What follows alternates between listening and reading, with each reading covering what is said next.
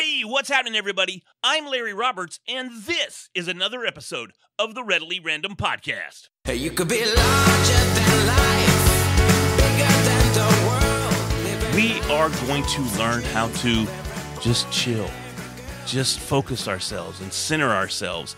And we're going to do that with Marian Bacol-Uba, who is the owner of Thriver Lifestyle and the host of the Thriver Lifestyle podcast. So with no further ado, which you know I hate that phrase, but I'm going to use it anyways. No further ado, we have Marian with us. Marian, say hello if you would, please, and welcome to the show. Hello. Thank you for having me, Larry. I'm super excited to be on the show. Great. And now we met each other, I believe it was in a Facebook group, wasn't it? Yep. That's Facebook awesome. Group for podcasts. For podcasting. And, ironically enough, but that just goes to show the power of networking and the power of social media and how nowadays you could connect with people that you would never have the opportunity to connect with thanks to like podcasts, for instance, Facebook, and that sort of platform. So now your focus is more along the lines, though, of life coaching? Yes, specifically transformation coaching. Transformation coaching. Please expand on that a little bit. Sure. So I'm a transformation coach. I'm an author, a speaker, also a certified pranayama and meditation teacher. And that all kind of rolls into one with the type of work that I do. Sure. So I primarily focus on working with women, mostly very high achieving, professional, career women, entrepreneurial women, who have not addressed their traumas. So I help them transform their traumas, find holistic healing from within, and incorporate that back in their lives and to really thrive in mind, body, and soul. And what I mean by that is that I work with women basically who were me 5-6 years ago. Okay. And I went through my own transformation. So and that's why I'm in this work, because I know how it was like. I know what it's been. I know the struggles. For most of my life, I lived a double life. I am Asian American, and I grew up in a very strict Catholic household. And I sort of checked off all the boxes, right, that you needed to do. You had to do really well in school, be a good girl, and go to college, and get a job, to follow all the steps that we're sort of taught to. Sure. At the same time, be obedient. Don't bring shame on the family. We have no problems. Don't ever talk about those things. And just kind of push everything out under the rug. And so for most of my life, that's what I did. So I had a really from the outside, looking in, you'd think that I was extremely happy. And, we always look, and that's why like with social media, like, oh, they have everything together. Everything's perfect, which you never know what someone's story is. And I did have a successful career. I was a marketing director of one of the largest Asian American retail and grocery chains in the U.S. I traveled. I was a food blogger. And so I also did a lot of like TV and things like that. So things were great on the outside. Sure. Business, success-wise, but behind closed doors, I actually dealt with a lot I couldn't be by myself. I had a lot of anxiety, severe anxiety, depression. I had a drinking and drug problem, and I had PTSD from childhood sexual abuse that I never addressed, that I sort of just, pushed under the rug because I was told to never talk about it. That was such a long time ago, like you should be grateful for your life now because you have great car, great, like all the boxes. You have all this. Why are you so ungrateful? So you've got all the material possessions. You've got the ideal perspective from an outside perspective. Everybody looking in says, man, I wish I could be Marianne. Yes. Gotcha. And that was my double life for years. I would put all my energy into my career, work, relationships, and every spare time I had, I was binge drinking. I was doing drugs. I would numb all of the flashbacks, the memories, all that stuff, like quiet them. That was my way of shutting my mind off. Sure. Because that was my therapy. I, also did some prescription drugs. We're, in the U.S., we're taught to just take a lot of prescription pills to numb everything. So that caught up with me when I was 28. This was a little over 4 years ago. And I OD'd. Oh, wow. And when I OD'd, I had an out-of-body near-death experience that woke me up. Wow. I literally saw myself. I hovered over my body. I saw myself. I saw them call the ambulance. I saw them put me in a body bag. I saw my funeral. All of it. I saw basically what would have happened, what would have transpired. And I went up to whatever you call it, source, energy, universe, God. And I was given a choice to stay there in this amazing feeling of bliss and oneness with everything, or to come back. And I chose to come back. I didn't know why. I just knew that I wasn't done. And I came back. And when I came back, I knew that I had to do something different, because being in LA, where I grew up, was just too comfortable. It was too safe. You know, I had everything going for me, and I would have gone down that same spiral. I knew I had to do something different. And so I bought a one-way ticket and I moved from LA to Miami. And I'm in Miami now. That's a bit of a culture shift, isn't it? A bit of a culture shock even. And, you know, one coast for another, but Sure. I knew I had to remove myself. That was sort of my Hail Mary. But you still had to have the beach. Yeah. Yeah. I'm a warm weather person. You know, I can't do the extreme cold for too long. So that's why I chose Miami. And it was really here, away from everything, everyone, my family, you know, all of that. I turned inward. And I say this because for most of my life, I had looked for outside sources to fix me, to fill that void. And here, I was humbled again. I came here without really knowing anyone, barely any savings, no job lined up, kind of just really threw myself here because I knew I had to. I didn't know why. I followed my intuition and really built myself from the ground up. And I started meditating. I started listening to and reading spiritual books, going to work with shamans, plant medicine, energy healers. I just dove into the spiritual world and really going inward. And that's where my transformation really began. So you, and I'm trying to follow along, I'm not overly familiar with yoga and the path that you take in order to get where you're at with yoga. And I assume that your transformation took place through yoga and meditation and, Yes. and the energies and the spirituality of yoga. Is that right? Am I saying that right? Yeah. And all it really is, it's a journey inward. You know, it's really, and as cliche as it sounds, finding yourself, it really is. It's being, now I can be by myself and be completely content and happy. I actually prefer a lot of it all that time. You know, I can be with my thoughts. I can let that go. You're able to really take this a step back and see the bigger picture. You know, I did something similar in martial arts. You know, as a young kid, I was born with a birth defect and was picked on, and honestly was also traumatically abused in a variety of different ways. I had a stepdad that didn't know anything, that didn't follow a belt behind it or a punch to the mouth. And that was always fun growing up. And I know that I really wasn't allowed to participate in sports because my birth defect, although corrected with surgery, it left me in a very, very fragile state because it was my sternum that was messed up. So, you know, I couldn't have any full contact. I couldn't get hit. I couldn't get bumped because it could damage me irreparably.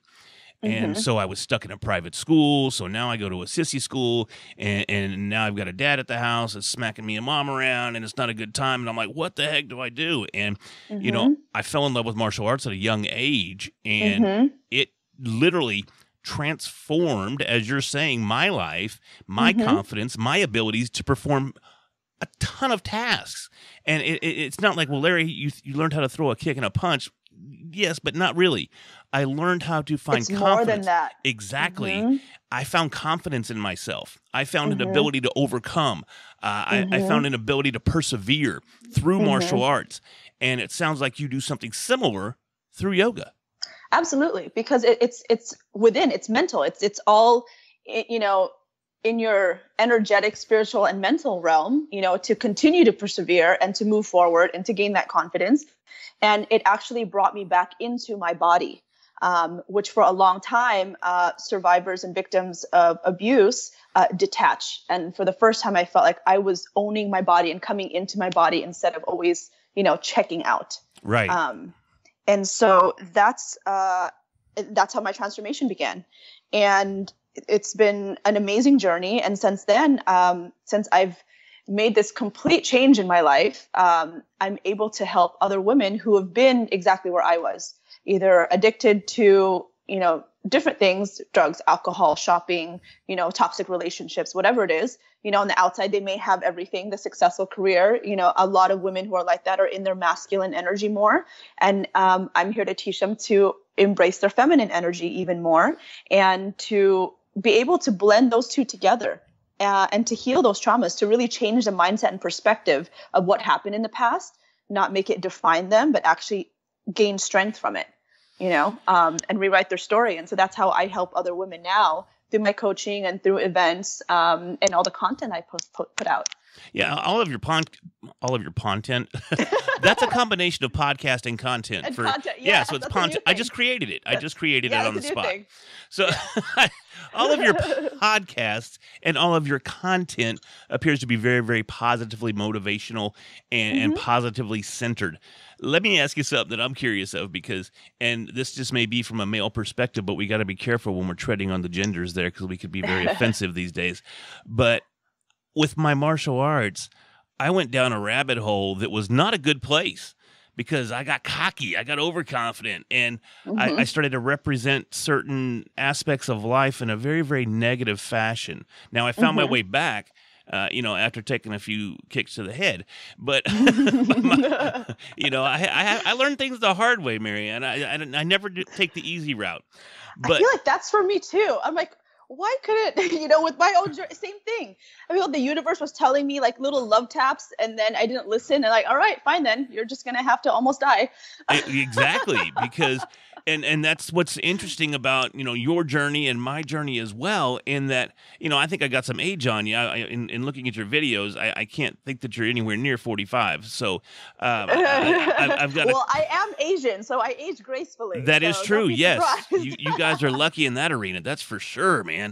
But at the same time, I fell off the wagon of martial arts, got back on, got recentered, and then I started taking a different life path that eventually led me into alcoholism. And I nearly died as well. And I swear that if I hadn't made that phone call on that last day to a very good friend of mine that swooped in and took the steps necessary to rescue me and change my life and put me back on a positive path, I don't think I would be here today. I genuinely do not believe that I would be sitting here having this conversation. Do you see that type of, what do I want to call it, like of a roller coaster type of emotion and a roller coaster type of focus, lack of focus, lack of focus? Because see, right now I'm in a focus phase again. Because I'm rocking the podcast. I just wrote my book, and everything is going really, really well. But leave it to old Lair here in another 5 years or so, I'm probably going to screw it up somehow. Do you see that in some of your clients as well, that constant roller coaster? And have you found a way to help provide maybe some consistency? Well, life is a roller coaster. If it wasn't, then we'd be dead. That's we always have constant ups and downs in our lives. So it's really how we deal with it, and the perspective and the mindset that we take on viewing what happens to us. And I actually write this in my book about the different states of consciousness that most people live in. There's 3 states: victim consciousness, survivor consciousness, and thriver consciousness. Just to be brief, most people live within victim and survivor. Where victim, it's like everything happens to me. All these things happen wrong and don't really take accountability for what's going on, don't take ownership, and just kind of are waiting for someone to save them. And their viewpoint is very narrow. It's sort of just within their bubble, right? And so what they see. Sure. And then those in survivor, which is most people are in survivor or go between victim and survivor. And for a long time, that was where I'm at. And there's times, that I kind of can drift to that too, is where we go through things and we're like, you know what? I went through that. I'm a badass. I don't need anyone. And it's sort of, you close yourself off. It's me against them. I'm able to do this. So you're not helpless, but you're also not open. You've closed up, and you're in the state where it's a little bit wider, your viewpoint, but you're sort of like on your toes still, because, well, I don't want to get screwed over again, so I'm not going to trust this person, or it's me against the world. It's sort of that type of mentality. And Thriver is really where we see the big picture, where we take a vantage viewpoint from, we see the entire puzzle complete. And we're able to see that life has these ups and downs, but it's all about collaboration. And it's about, what is the learning lesson in this? Why does this keep happening to me? Why do these people, these situations, and we start seeing a pattern, and instead of getting lost in that pattern and these relationships and situations, we're able to take a step back and be like, what is it? The common denominator is me. What is it that I need to fix, or what is it that I need to deal with so that I don't keep attracting this type of energy or situations or people? And it's really seeing it as the bigger picture. And to thrive, I think it's really able to take that step back and see everything for what it is, that it's all a learning lesson. Because when we really think about all the quote unquote bad things that happen, right? When I look at the bad things that I put quote unquote that happen in my life, right, I now see it as a gift. All that needed to happen. I don't condone it whatsoever, but I feel in my own journey, I'm not who I am now without everything that happened to me. And it all had to, those dips, those whatever, the hardships, the challenges, the failures had to happen for me to be at this point, for me to be able to help other people who are exactly where I was.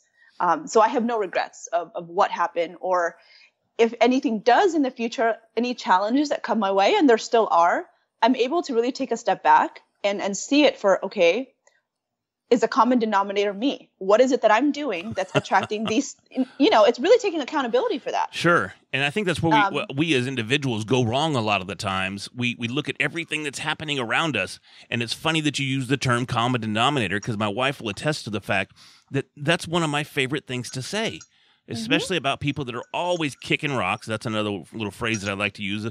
I'm always depressed and I'm just walking around kicking rocks.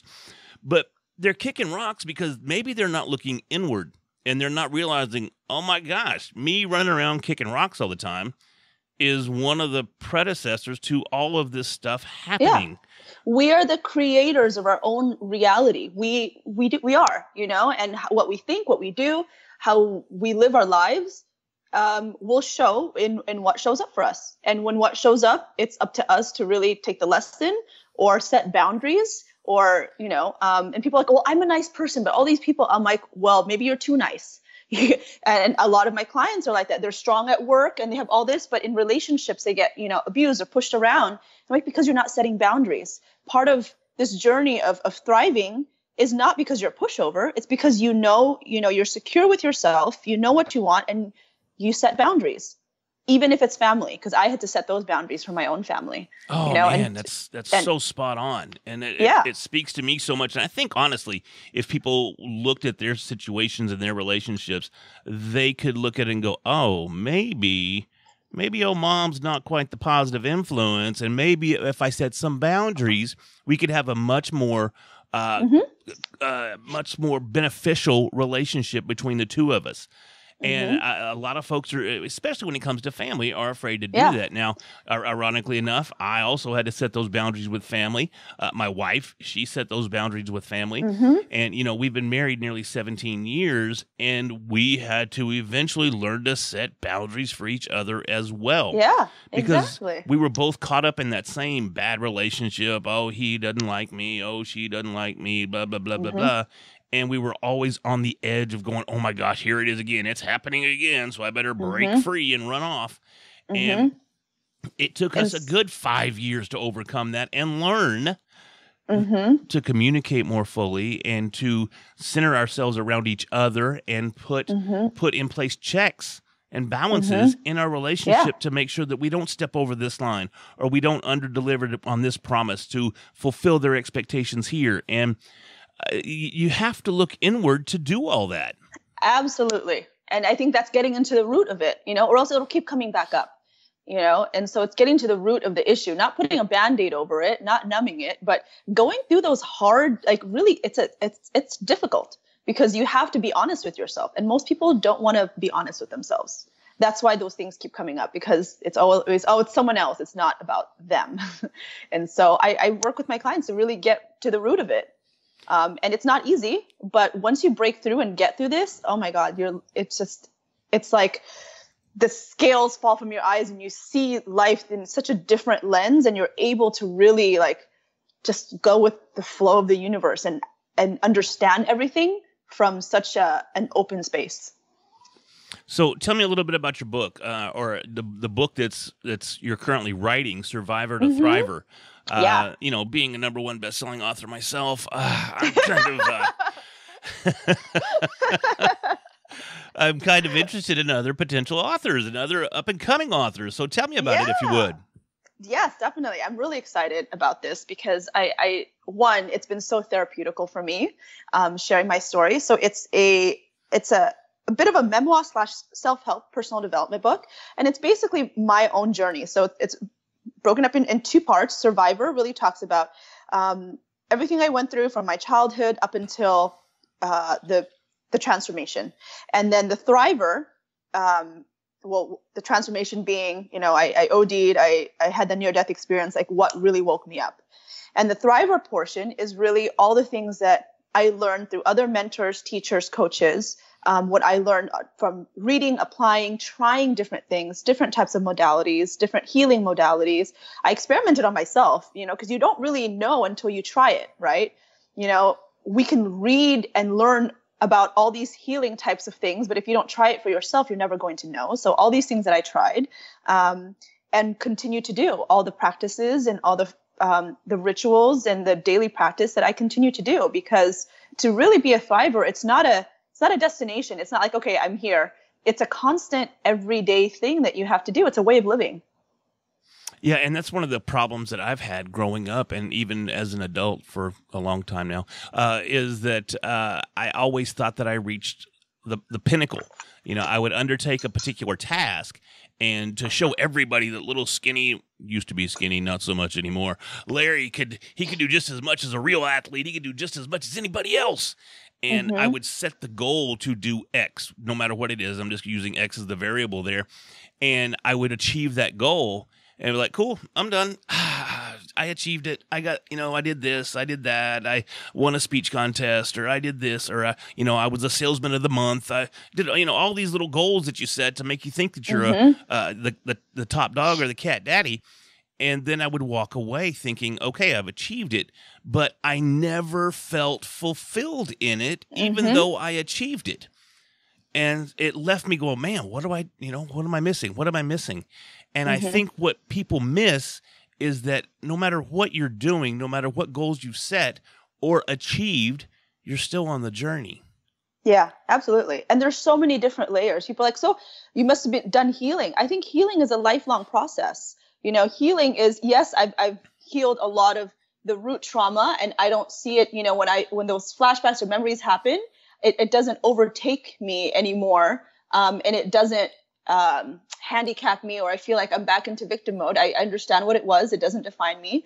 But things happen in our lives that will continue to test us and challenge us. And there's always different layers, you know, that you always have to address and heal. And I think now I'm from the perspective of it's actually pretty amazing. Like, I'm excited for a lot of the things that are happening. And I recognize every time that there's these feelings of fear or maybe unsettling feelings or anxiety, it's actually there to be like a tap instead of like being like, okay, why are you feeling that? I'm able to really take a step back and see and really address and ask myself, why does this happen at this time? What's the reason behind it? What can I do to work through it or feel through the emotions and let it pass through? And that's really how it is to live a thriving life, in mind, body, and soul. Sure. I've got to ask you, I know before the show I said I'm not just an interviewer and I don't just like asking questions, but I don't speak to yogis very often. And I'm curious as to what, I'm going to try to say this, okay? Swami Vivekananda Yoga Research Center? Yeah, well, that's the yoga center in India, where the Swami, it's sort of a guru who helped create certain modalities or practices in yoga. My teacher, who I got certified from, studied directly with him. So that's sort of, in the yoga world, they're really well known. But I didn't study. I didn't go to India to study there. I studied and got certified through one of his direct students. Gotcha. So as far as yoga goes, and I can only relate all these types of exercises. It seems like there may be ranks or different levels of certification in yoga. Help me understand the yoga world a little bit better, if you would, because I know it's something that I hear it helps a lot of people. And, and we're going to do a little therapy here. I suffer from constant pain in my joints. Mm-hmm. And I tried yoga one time, but it felt a little awkward. And it's very difficult. It's you would be surprised. And I'm not saying you, but the audience listening would be extremely surprised at how even the most basic poses are very, very difficult. Yes. And it's quite a metaphor for life. And I'm actually certified in pranayama and meditation, but I'm not certified in yoga. Okay. I go to yoga, so it's somewhat different. So their yoga is basically like the sister science to Ayurveda. And in meditation, it's sort of they're from this Vedic text from India from 5,000 years ago. All the Indian sages there are these guiding books that they wrote for how to have a complete life, physically, mentally, emotionally, spiritually, and how we can level up in our consciousness, basically, in this human experience. And with meditation, with yoga, and I'm an avid yoga, I'm thinking of getting certified in yoga. I just haven't had the time to, because you have to dedicate time to, the hours, either a 200 or 400 hour certification. So it does take time. But what it is that, so you tried it once, and this is my take, and I tell my students this about meditation, because I was like this before. Well, I tried it once. I was still in corporate, and I was like, okay, I heard about meditation. People always talk about these great things. These very successful people do it. I'm going to do it. And I came at it in a very aggressive way. And it was like, I'm going to sit here for 10 minutes. I'm going to quiet my mind, and then it's going to be great. I'm going to be like this meditator. Right. Right? Yeah. Because you think, yeah. I'm going to try it once, and I'm going to get it because I'm good at everything. And I tried it, sat down, and I swear 1 minute felt like 10 hours, and my mind just went crazy. Yep. And then I wrote it off. I was like, nope, this is not for me. These are for hippies that, this does not work. And lo and behold, fast forward, years later, here I am. I'm actually dressed in, I would say probably hippie clothes, with my mala and different beads. But it's a process. It's a step for us to think that we go through our whole lives not learning how to silence our minds, that we could just do it overnight. It's a muscle. It's a muscle that needs to be practiced over and over again. Same thing with yoga. You can't dive into certain poses after not doing that for your whole life. So it's a practice where we every day we work a little towards expanding our bodies, our breath, and in meditation, it's the same thing. And I tell everyone, just because one type of meditation didn't work for you doesn't mean it doesn't work. There's so many different types. There's walking meditation, there's transcendental meditation, there's dynamic meditation, mantra, yantra, sound. There's so many different types. And in guided meditation, there's different teachers. So maybe someone's voice and way of teaching resonates with you and someone doesn't. We're human. Find what works for you, and then actually dedicate time to it for more than just a day or a week. Try at least a month, 30 days consecutively. And for me, I had to start, really, it was a humbling experience. I had to start from the bottom. Sure. I started with 1 minute, then 2, then 3, then 4, and just expanded from there. And that's how I built that muscle. Same thing with yoga. I couldn't do splits or headstands or handstands, and all these things before. And I was really frustrated. But it's a process, and it's a practice. That's a testimonial for life as well. It's a practice. It really is.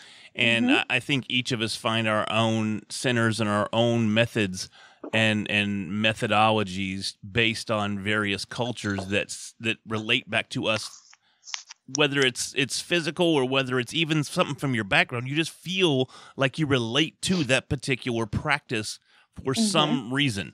You know, I have no idea why I love Japanese culture. I have no idea why I love martial arts. I kind of do if I think about it. I didn't like getting beat up. That always sucks. But then, but then when I took it to the next level and I realized there was more to it than kicking and punching, as I mentioned earlier. But it still just speaks to me. And I think that we as individuals have different paths in life, and it's not a bad thing. As long as it helps you progress, and as long as it provides you with a sense of wellness and centered being, then I think you're on the right path. But Absolutely. You know, I'm not a philosopher, and you know, I'm not a religious expert, so I can't really claim that. But that's my perspective. You know what I mean? It all really truly starts with you. Anyone who has this sense of self and overcoming and confidence and has persevered through a lot, it's because they've gone on that journey inward through different modalities. It doesn't have to be necessarily meditation. It's people who find this type of flow state in maybe it's extreme sports, you know, when they're jumping off a plane or whatever it is. But it's all within you. Right. You know, you have to overcome that. That's awesome. Well, Marianne, this has been a great conversation, but I'm going to have to wind it down. All right. Before I let you go, though, I'd like to give you an opportunity to tell folks about your website, your podcast, your social media. Where can we find you if we'd like to reach out to you and learn more? And we'll go from there. Yeah. So the main place that people can find me is definitely on my website. That's www.marianbacol-uba.com. And I'm very active on Instagram at MBACOLUBA. And there you'll find the links to my podcast, Cyber Lifestyle Podcast, my YouTube channel. I post a lot of really amazing content and information out. I will do videos that will teach certain breathing techniques and meditation. And there's a link on my Instagram profile. I'm offering free 15-minute clarity calls for people who are interested. Because a lot of times just getting a third perspective from someone who's, you know, not close to you or know your situation can give actually some great advice in going down the holistic path to healing. Awesome. I'll be calling you as soon as we hang up here. So, Marianne, thank you once again. Have a great day. Thank you. Talk to you soon. Bye-bye. Okay. Bye. You could be